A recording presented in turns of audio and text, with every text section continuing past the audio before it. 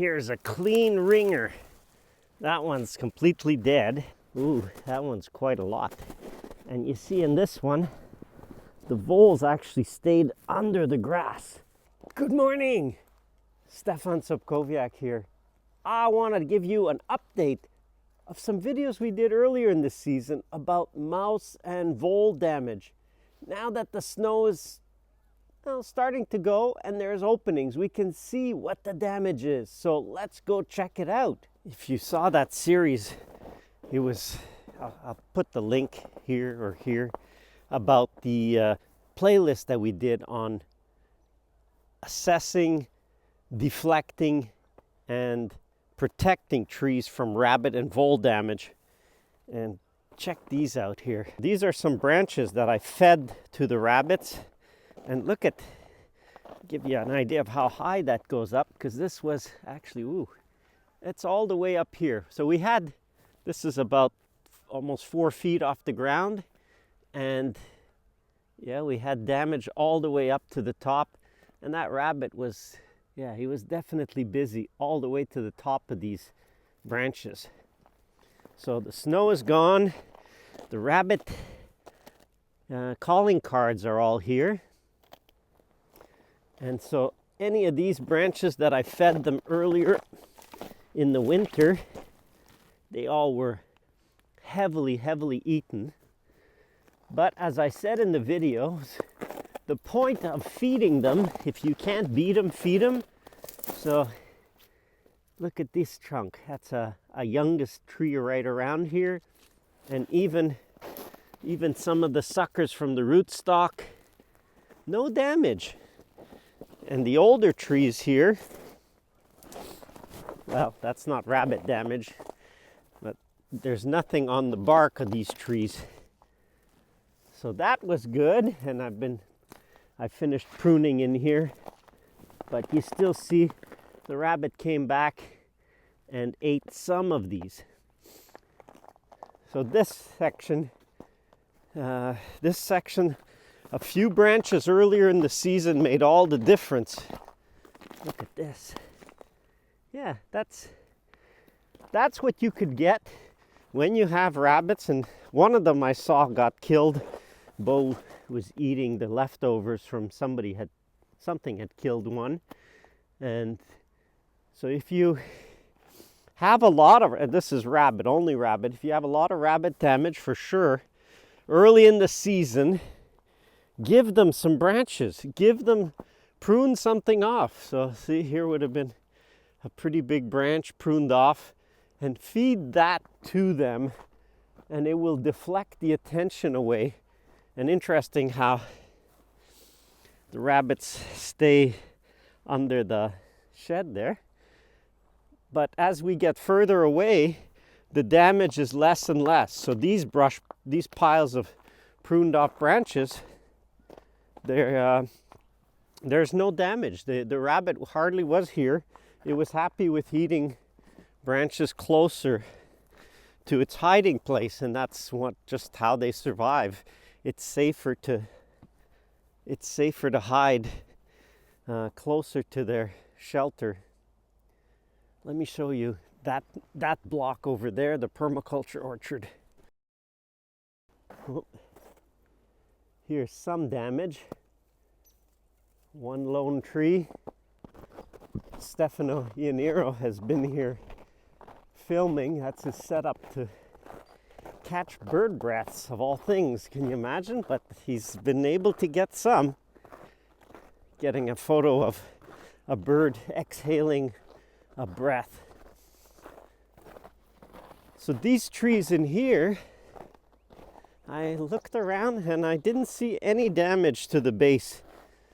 And here, just an interesting point.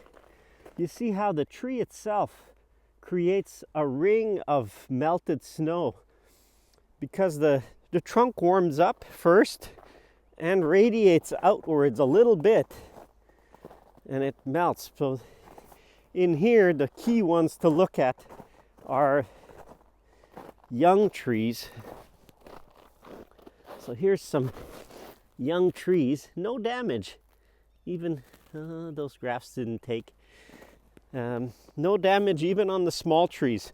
What happened was in here, it's really more rabbit interest than voles, which is a good thing. There, it's getting a little too treed. So as your orchard grows, it starts to look more like a forest, and voles are not forest creatures. Rabbits are. So the rabbits love this area, but the voles keep away pretty well from this area now. There are some over there where it's a little more open. There are still some voles, and I saw a little bit of damage there. But this whole area, it's really nice to see that it's really... Hey, Bo, did you see damage? She doesn't find many, there's no voles in here of interest to her. So we're mid-March. Mid-March in our part of the world, yes, there's still some snow. Oh, here the rabbit was up higher and girdled a little bit.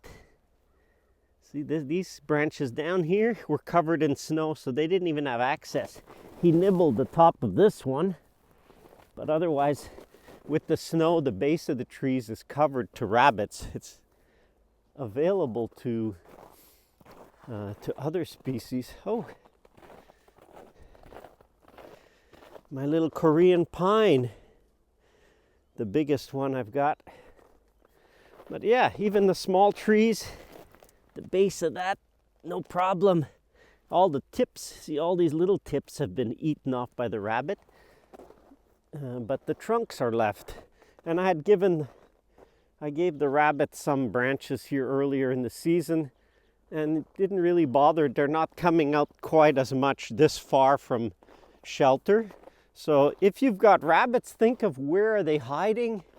I've gotten rid of brush piles in the orchard mostly, because you just basically create a place for them to hide, and then the damage is in a radius away from that. So I don't want the damage in a radius. Let me go show you at the back. That's where most of the damage is, in the old monoculture apple orchard. Autumn olive, I think this is. It hasn't even had any damage by the rabbits. Again, they didn't come this far. Hey, good morning, chickadee.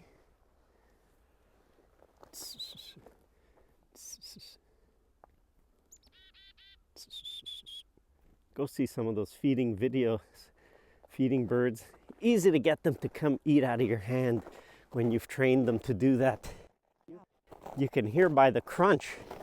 The snow, this is the right time, early in the morning is the right time to walk. It was -10 last night here. Oh, Bo has detected the voles. They're all hiding. So for the voles, there were a lot of them in that area now that's melted. So it melts closer to the pines first. And the voles that were in there have all pretty well moved. They don't like staying. They have much more, it's a safer environment for a vole to hide under the snow. And now it's not even snow, it's an ice crust. And so it's hard for critters, even the dog has a harder time to get at them through this ice crust. And they know that, so they hide underneath here. She'll have a heyday in just a few days when there's just a few patches of snow left. Oh, you must have found the nest. And so she'll have a heyday when they're restricted to just a few patches, and it's just carnage in those times. So she gets a good feast of voles then. So the voles are hiding underneath here. Just want to show you this part. So it's nice to walk when it's so crusty like this, because it was cold enough, it froze. And if you go see that wood chip video from last fall, it's really interesting that I said voles don't really like hiding in wood chips. Even here, shredded leaves. There's nothing, no damage here.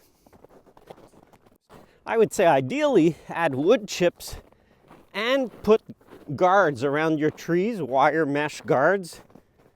Go see that, protecting the trees. So these were the ones I was most concerned about because these trees are done.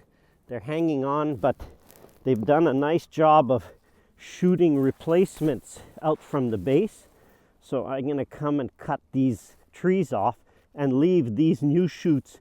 So the voles have been in here and nibbled a little. So I assess a tree as what percentage is nibbled. Oh, I feel a little more from the other side. Let me go from that side. Oh yeah. So yeah, that's limit. That's limit. I'll leave this one because I want to replace it. If this tree is too badly damaged, it will send out another shoot below here. But as this is, I look at it when half the bark is eaten. So halfway around the tree when the bark is eaten, that's my limit. This one's kind of, yeah, this one has got, its limit. It's about a half. So if more than half is eaten, I'll just cut that off because I know that the tree won't recover.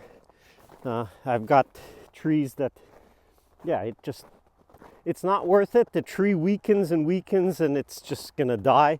So if I cut it earlier, then I allow that tree to resprout. Look at here, a bit of wood chips, but the wood chips are not up against the bark. So that's nothing. I mean, well, it's nothing. It is a little bit, not critical.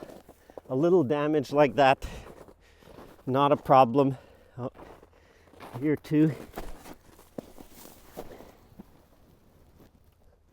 A little bit of damage there. Nothing serious. This is more serious. So that one, so I'll look at them. That one's been girdled in the past. You see, here's where it's been girdled. And that's around this side. But then around this side, they don't like moss. Or they don't like eating around through moss. That's the north side. They didn't bother too much with that. And again, wood chips, but grassy area, and then wood chips. So if you're going to put the wood chips, try to get them at least closer to the base of the tree. This is weird because tree is almost dead. It's really not doing well at all. But some of these, they really went to town. Here's one, an exposed root. And look at all the droppings there.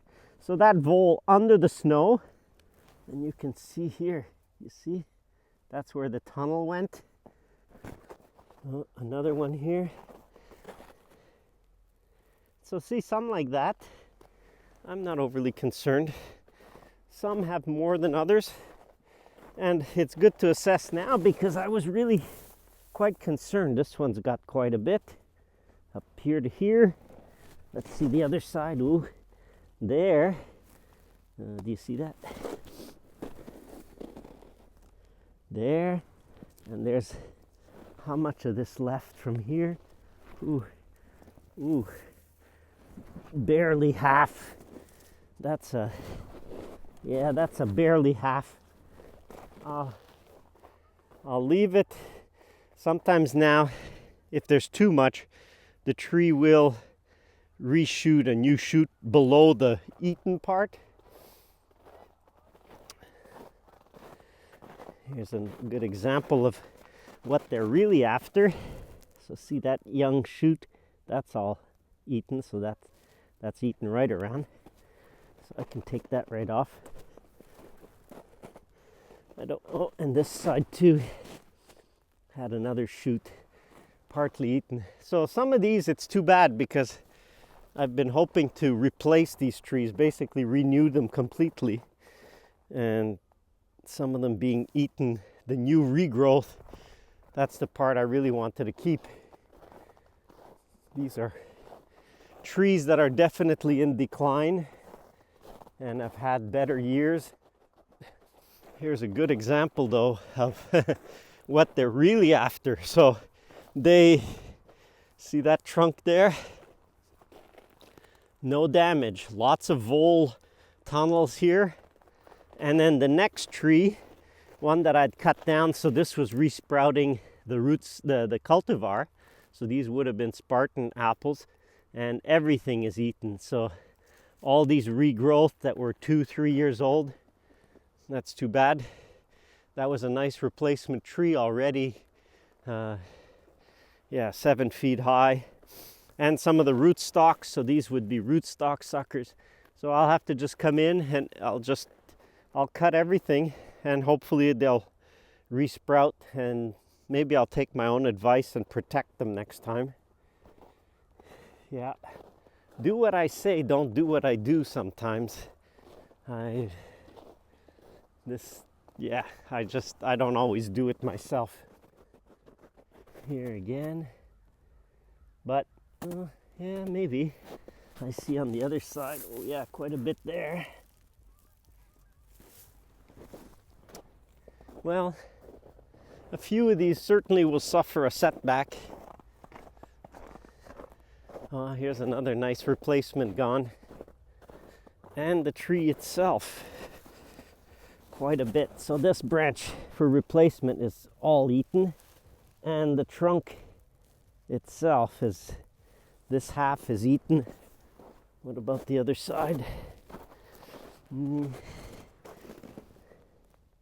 Yeah, it's about half. So that's my limit. I've learned in the past, if I try to keep a tree that's eaten too much, it really is not going to add up to anything. I limit it to trees that are eaten halfway. So that one's eaten quite a bit on this side. Ooh, that one's quite a lot. And you see in this one, the voles actually stayed under the grass and ate everything. So that's half, 3/4. Yeah, this tree is completely girdled.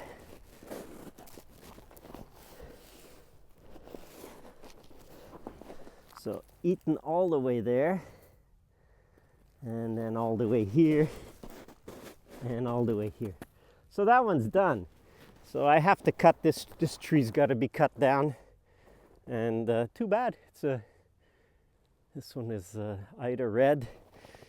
I hadn't noticed that one eaten that much. Here's one where there's leaves, but it wouldn't eat behind the leaves. Here where it was open it did, but all the rootstock that's suckered up are completely eaten. So this one will make it.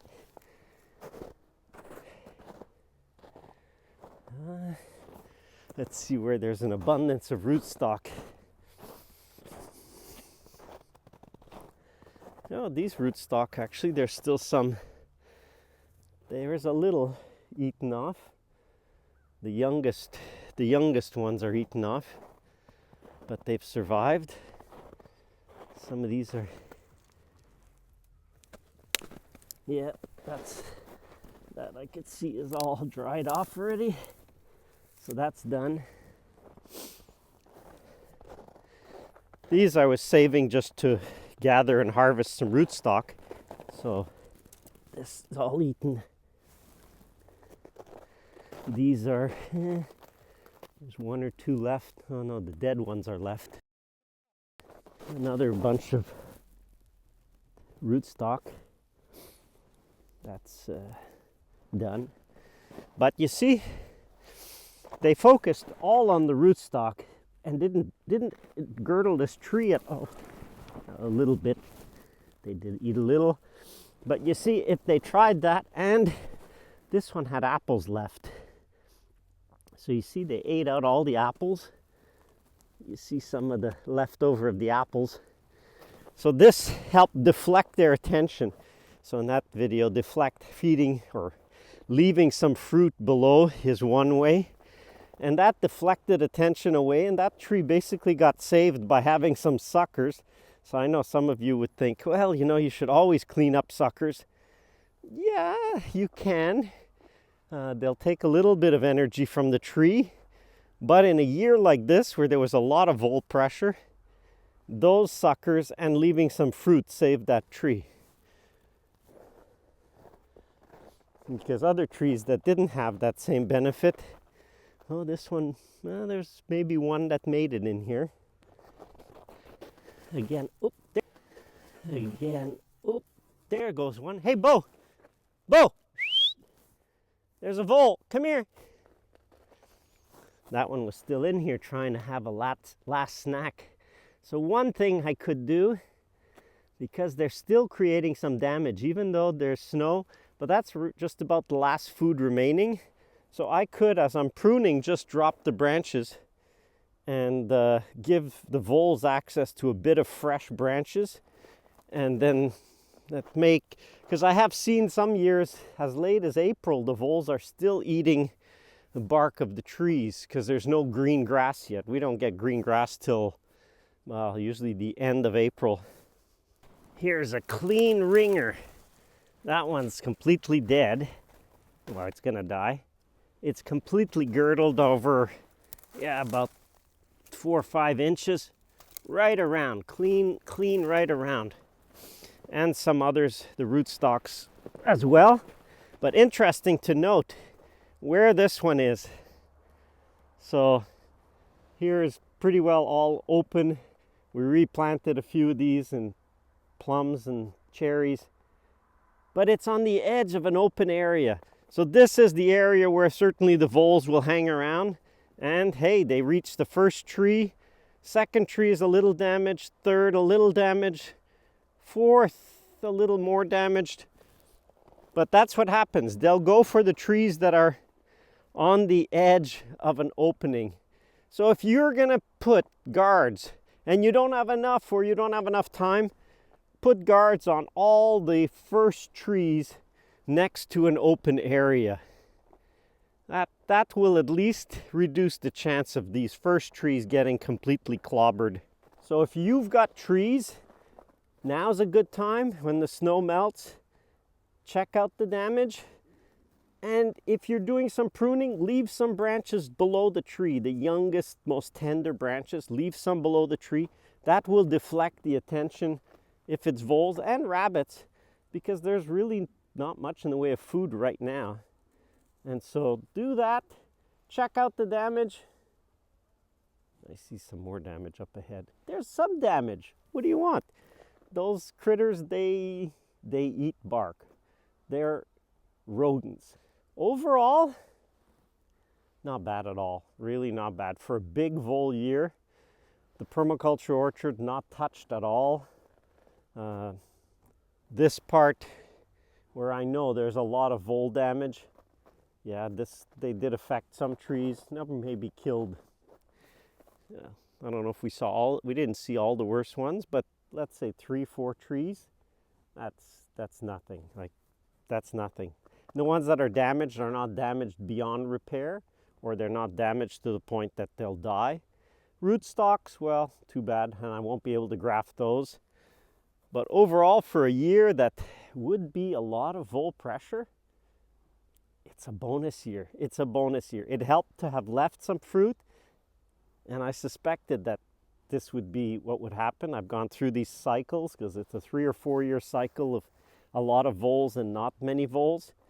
And yeah, it was worthwhile. Bo, there was a vole in here. Come check it out. Check out the playlist for understanding before, and this is the after to assess the damage. Thanks for watching. Intrigued? Check out the virtual tour of the permaculture orchard. Have trees already? Pruningcourse.com. Subscribe, please.